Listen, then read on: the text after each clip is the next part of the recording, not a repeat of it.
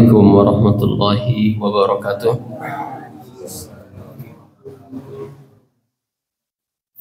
Alhamdulillahi rabbil alamin. Wa salli wa sallim ala abdillahi wa rasulihi Muhammadin sayyidil mursalin wa ala alihi wa sahbihi ajma'in. Asyhadu an la ilaha illallah wahdahu la syarika lah wa asyhadu anna Muhammadan abduhu wa rasuluh. Alhamdulillah, kembali di pagi hari ini kita hadir bermajlis untuk melanjutkan kajian aqidah, yaitu Arkanul Iman.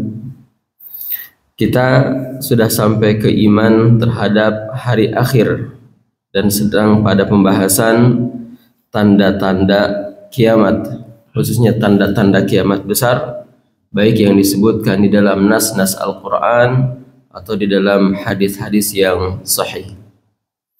Sebelumnya kita membicarakan tentang tanda-tanda kiamat, bahwasannya tanda kiamat itu ada tanda-tanda kiamat kecil dan ada tanda-tanda kiamat besar.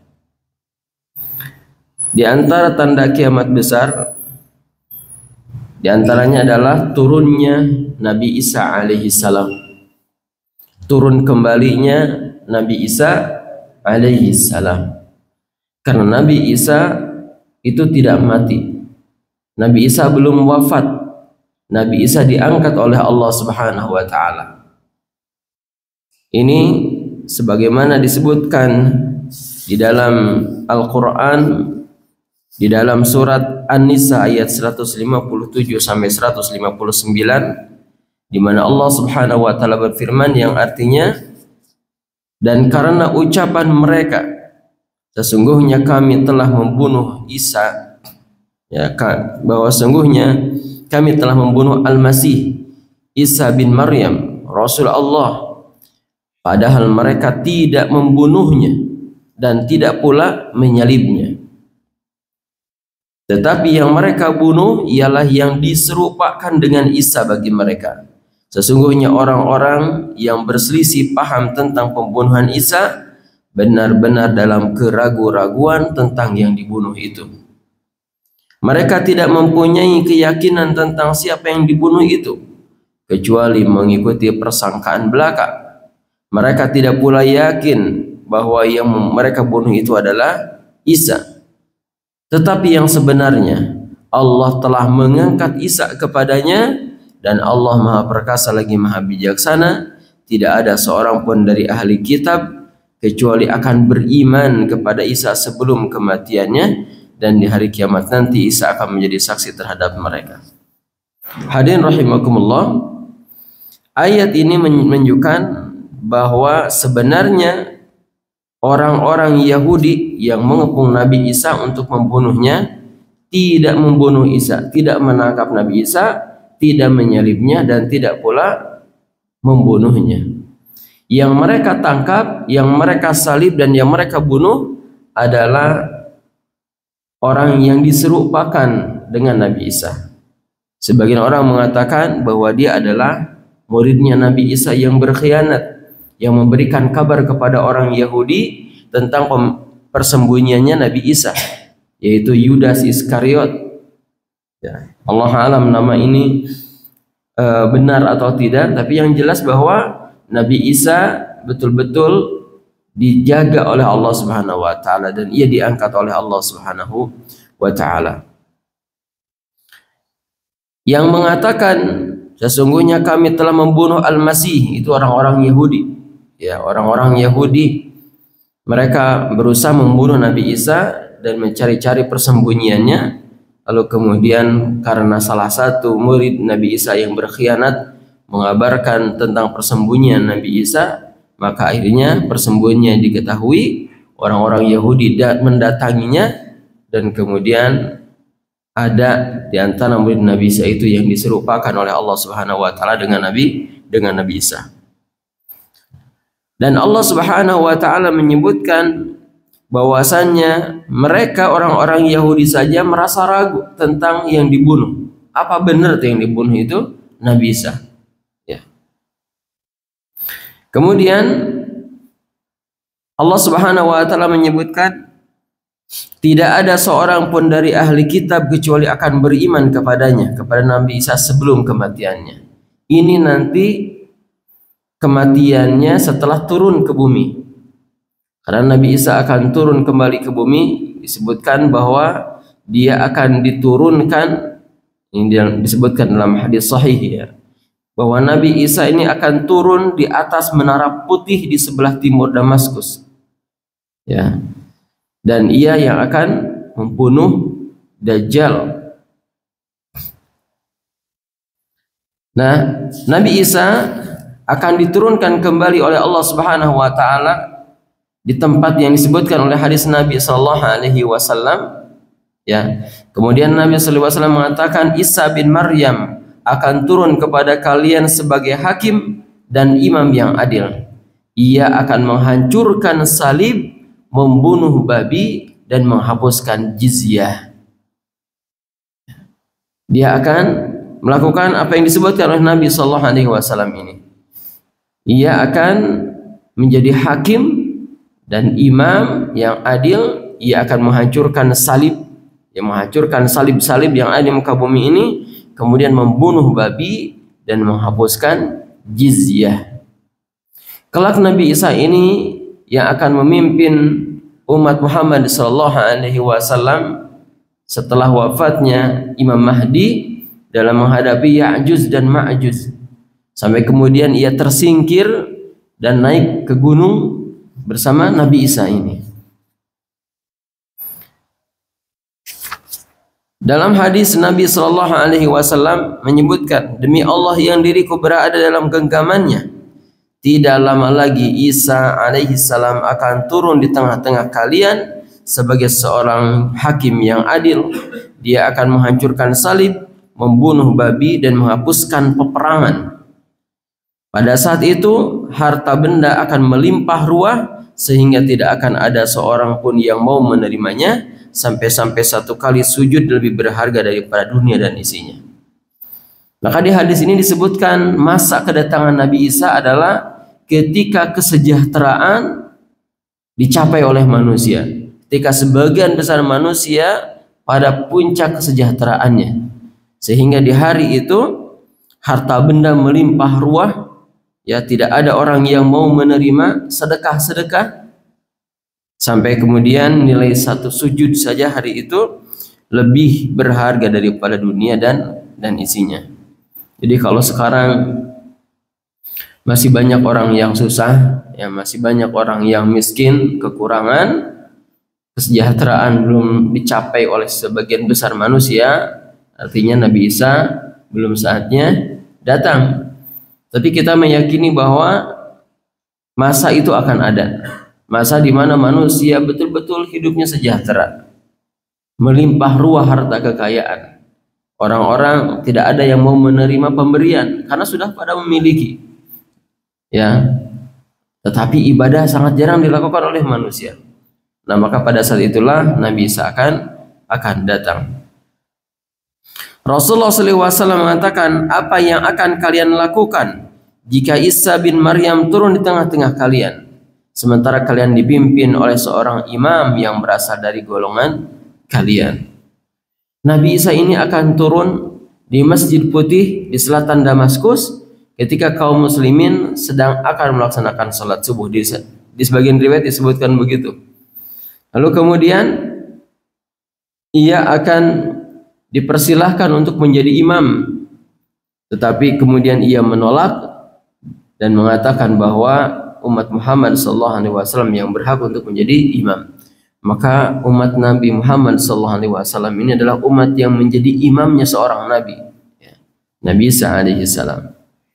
Rasulullah sallallahu alaihi wasallam juga bersabda, segolongan dari umatku akan terus berperang demi menegakkan kebenaran sampai hari kiamat tiba.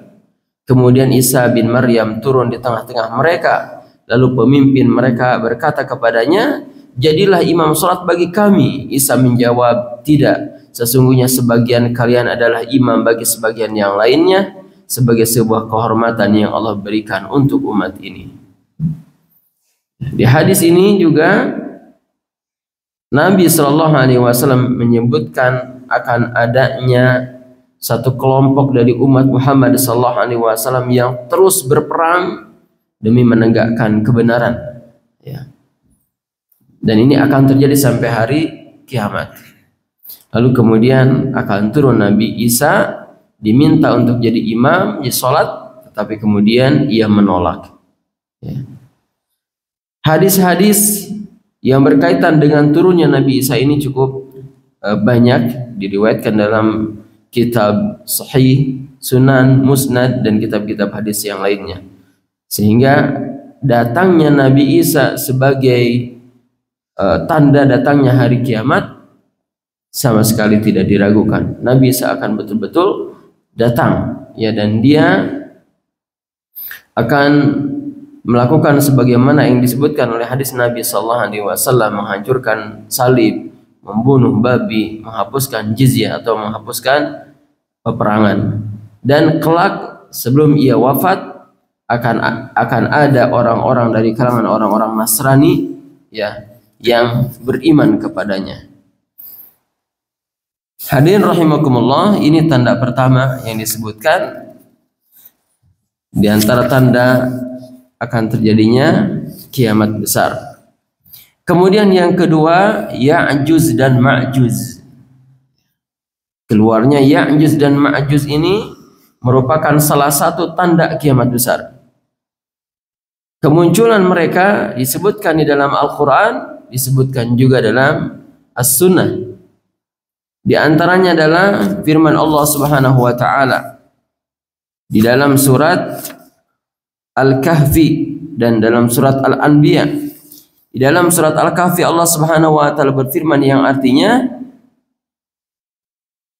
ketika Allah mengisahkan tentang tentang Zulkarnain, ya. Allah berfirman yang artinya kemudian dia Zulkarnain menempuh suatu jalan yang lain lagi hingga apabila ia telah sampai di antara dua gunung, Zulkarnain mendapati di hadapan kedua bukit itu ada suatu kaum yang hampir tidak mengerti pembicaraan. Mereka berkata kepada Zulkarnain, "Hei Zulkarnain, sesungguhnya Ya'juj dan Ma'juj itu orang-orang yang membuat kerusakan di muka bumi. Maka dapatkah kami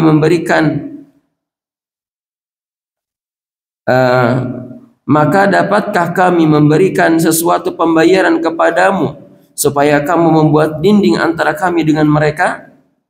Maksudnya mereka minta tolong kepada Zulkarnain, ya. Kemudian mereka akan memberikan upah atas bantuannya. Apa yang mereka minta? Mereka ingin dibuatkan dinding pemisah antara mereka dengan Ya'juj dan Ma'juj. Zulkarnain berkata, "Apa yang telah dikuasakan oleh Tuhanku kepadaku terhadapnya adalah lebih baik. Maka tolonglah aku dengan kekuatan manusia dan alat-alat agar aku membuatkan dinding antara kamu dan mereka. Berilah aku potongan-potongan besi." Ya. Nantinya Zulkarnain ini menyanggupi. Tapi dengan syarat bantu, ya, bantu dia. Minta potongan besi hingga apabila besi itu telah sama rata dengan kedua puncak gunung itu, ya, dipacangkan dengan sangat tinggi, berkatalah Zulkarnain, "Tiuplah api itu." Hingga ketika besi itu sudah menjadi merah seperti api, ia pun berkata, "Berilah aku tembaga yang mendidih agar aku tuangkan ke atas besi itu." Maka mereka tidak bisa mendakinya dan mereka tidak bisa pula melubanginya. Zulkarnain berkata, "Ini dinding adalah rahmat dari Tuhanku, maka apabila sudah datang janji Tuhanku, dia akan menjadikannya hancur luluh, dan janji Tuhanku itu adalah benar. Kami biarkan mereka di hari itu bercampur aduk antara satu dengan yang lain, kemudian ditiup lagi sangkakala, lalu kami kumpulkan mereka itu semuanya." Di sini Allah Subhanahu wa taala mengabarkan kepada kita tentang dinding itu, ya, dinding yang menjadi penghalang antara manusia dengan Ya'juj dan Ma'juj, bahwa suatu saat dia akan hancur, ya, bahwa dia akan hancur pada saatnya nanti. Di suatu saat dinding ini akan hancur Lalu kemudian keluarlah Ya'juj dan Ma'juj berbaur dengan manusia dan melakukan kerusakan di muka bumi. Di beberapa riwayat disebutkan bahwa Ya'juj dan Ma'juj ini adalah dari golongan manusia juga, tetapi Allah Subhanahu wa taala berikan kepada mereka kekuatan dengan kekuatan yang tidak Allah berikan kepada kebanyakan manusia. Amat sangat kuat. Dan jumlah mereka amat sangat banyak. Berlipat-lipat kali lipat dari jumlah manusia seluruhnya. Ya. Dan dikatakan bahwa Ya'juj dan Ma'juj memiliki tabiat yang sangat kasar, buruk, keras dan sangat kejam. Tidak mendapati manusia kecuali mereka membunuhnya. Mereka memakan apa saja yang ada di muka bumi ini, termasuk disebutkan bahwa mereka memakan kalajengking, mereka memakan ular, memakan tikus, memakan hewan-hewan atau binatang-binatang yang menjijikkan, dimakan oleh mereka. Ya. Tidak ada yang sanggup mengalahkan mereka. Di samping karena jumlahnya yang amat sangat banyak, juga mereka memiliki kekuatan. Sampai di sebuah riwayat disebutkan bahwa Allah Subhanahu wa taala memfitnah mereka. Dalam artian Allah memberikan ujian sehingga kemudian mereka merasa bangga karenanya. Setelah tidak ada yang bisa mengalahkan mereka, mereka selalu unggul, lalu kemudian mereka mengarahkan anak-anak panah mereka ke langit dan melepaskannya ke langit. Lalu kemudian anak-anak panah ini turun kembali ke bumi dalam keadaan berdarah. Ya, ada yang mengatakan bahwa itu darahnya para malaikat, Allahu a'lam. Dan mereka menganggap dan merasa telah membunuh para malaikat. Nah, inilah Ya'juj dan Ma'juj. Mereka akan memerangi manusia, dan di antara yang melawannya adalah Nabi Isa dengan para pengikutnya, sampai kemudian Nabi Isa pun keteteran. Ia melarikan diri ke atas gunung, ya, untuk menyelamatkan diri dari Ya'juj dan Ma'juj ini. Di surat Al-Anbiya Allah Subhanahu wa taala juga berfirman, hingga apabila dibukakan tembok Ya'juj dan Ma'juj dan mereka turun dengan cepat dari seluruh tempat yang tinggi, dan telah dekatlah kedatangan janji yang benar, maksudnya hari kiamat, maka tiba-tiba terbelalaklah orang-orang kafir. Mereka berkata, aduhai celakalah kami, sesungguhnya kami berada dalam kelalaian tentang ini, bahkan kami adalah orang-orang yang zalim. Orang-orang kafir ketika datangnya Ya'juj dan Ma'juj, sadarlah mereka bahwa hari kiamat itu betul-betul akan terjadi, karena Ya'juj dan Ma'juj disebutkan di dalam agama kita sebagai tanda akan datangnya hari kiamat. Ya'juj ini jumlahnya amat sangat banyak dan betul-betul banyak. Mereka melewati sebuah danau, lalu kemudian meminum airnya. Saking banyaknya mereka, jumlah mereka berbaris. Yang pertama dari mereka meminum air danaunya, dan barisan terakhir tidak sedikit pun mendapati air danau itu. Bahkan mereka setelah meminumnya menginjak-injak danau itu sampai kering, sehingga orang-orang yang di belakangnya, barisan terakhir dari Ya'juj dan Ma'juj ini mengatakan, dulu di sini pernah ada danau. Coba yang itu, banyaknya jumlah mereka. Barisan yang pertama itu meminum airnya, diikuti oleh yang berikutnya, sampai airnya habis, sampai kemudian mereka menginjak-injak danau itu, dan barisan yang terakhir dari Ya'juj dan Ma'juj tidak mendapati apapun di tempat itu.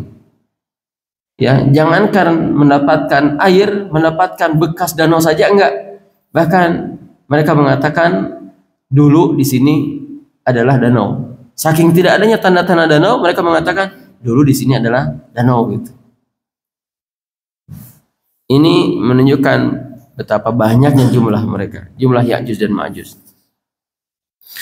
Ayat-ayat yang disebutkan berkaitan dengan Ya'juj dan Ma'juj ini, ya, memberikan keyakinan kepada kita bahwa Ya'juj dan Ma'juj betul-betul akan muncul sebagai tanda datangnya hari kiamat, ya.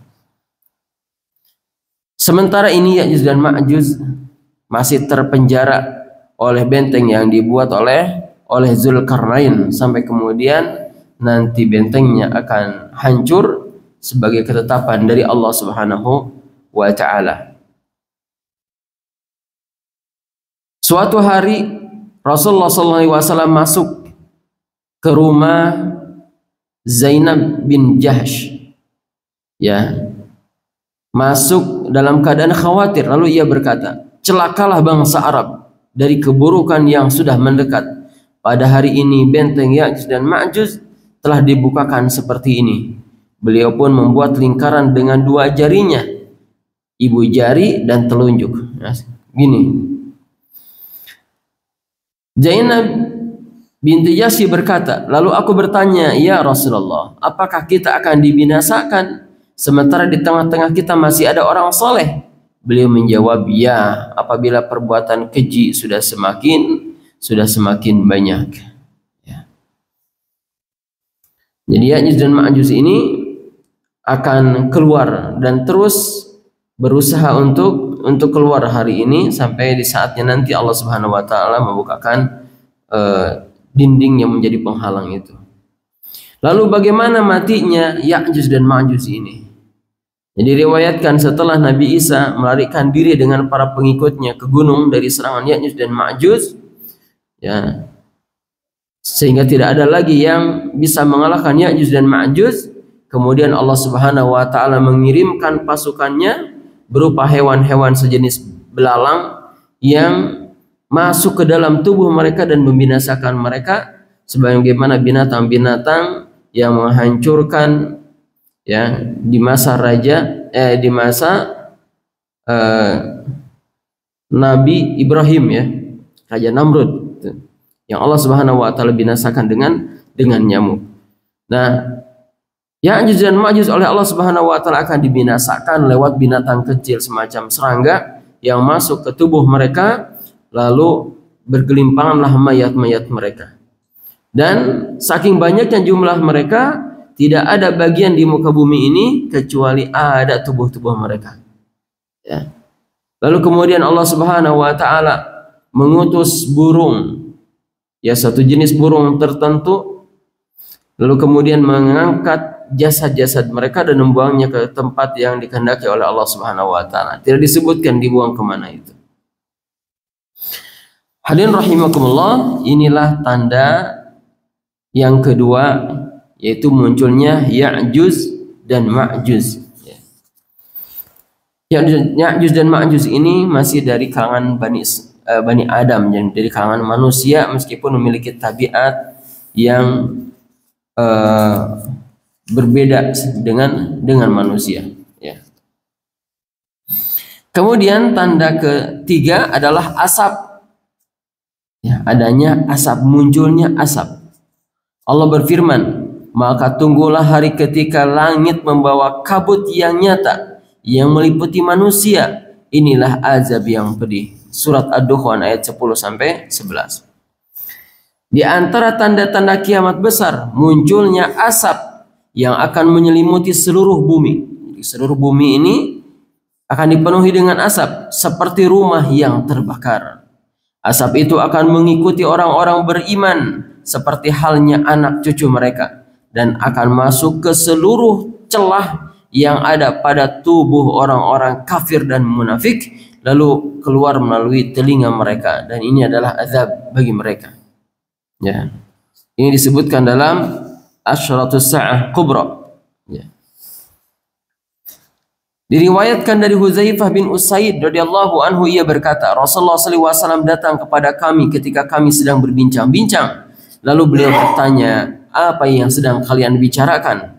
Kami menjawab, kami sedang membicarakan hari kiamat. Maka Rasulullah SAW bersabda, sesungguhnya hari kiamat itu tidak akan terjadi sampai kalian melihat 10 tanda-tanda sebelumnya, yaitu asap, dajjal, binatang melata, terbitnya matahari dari barat, turunnya Isa bin Maryam, Ya'juj dan Ma'juj, terjadinya 3 penenggalaman bumi di wilayah timur, barat, dan jazirah Arab, dan tanda yang terakhir adalah munculnya api yang akan menyeret manusia ke suatu tempat di mana mereka akan dikumpulkan.